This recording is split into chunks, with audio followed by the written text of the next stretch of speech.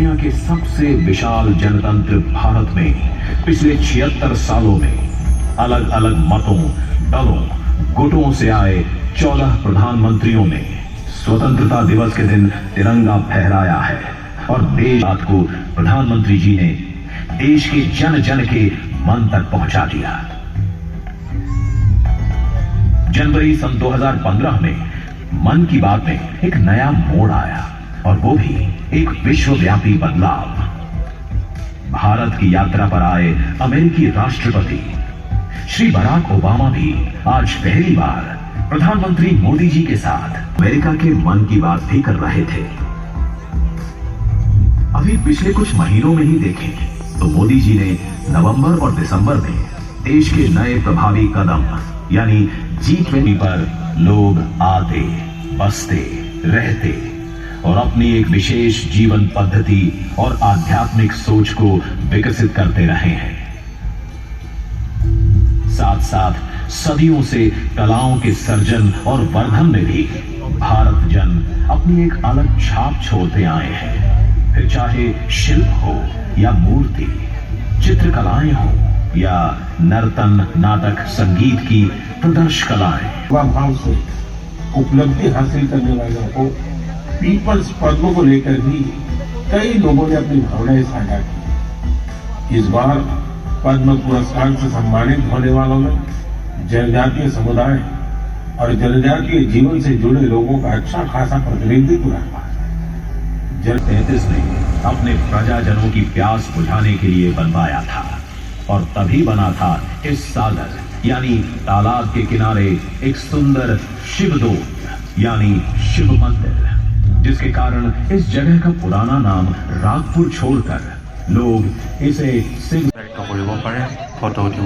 हम अपनी सांस्कृतिक धरोहर जो विश्व में अद्वितीय है उसको, जो हमारे अहोम राजाओं ने, जो यहाँ पर जिस स्थल पे हम खड़े हैं, ये हमारे पूर्वजों ने बहुत अच्छे से इसको बनाया है।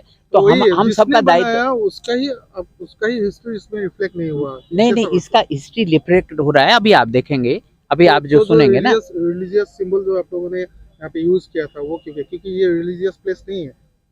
रिलीजियस सिंबल कुछ यूज नहीं किया था उसमें। सनातन जो जिसमें कुछ शब्द आए थे तो उसका उन्होंने थोड़ा सा वो दिखाया था पीछे बैकग्राउंड में, तो उसको तुरंत हटा दिया जब हमारी बात हुई डीसी से और लोगों से। आप लोगों ने कोई लोकल एडमिनिस्ट्रेशन से बात नहीं किया था क्या इसके बारे में? नहीं, ऐसा नहीं। ये प्रोग्राम मुख्यालय से ही मॉनिटरिंग हो रही है इसकी, दिल्ली से। इसका फिर उन्होंने जो हमारे सुपरिंटेंडिंग आर्कियोलॉजिस्ट है, इन्होंने कहा मैंने डीसी को बता दिया था लेकिन डिटेल में इनकी बात नहीं हुई, वो भी आज ही आए हैं। तो ऐसा कुछ भी नहीं है, अब सारे बिंदु जो है सॉर्ट आउट हो गए हैं और आइंदा हम इस बात का बिल्कुल ध्यान रखेंगे।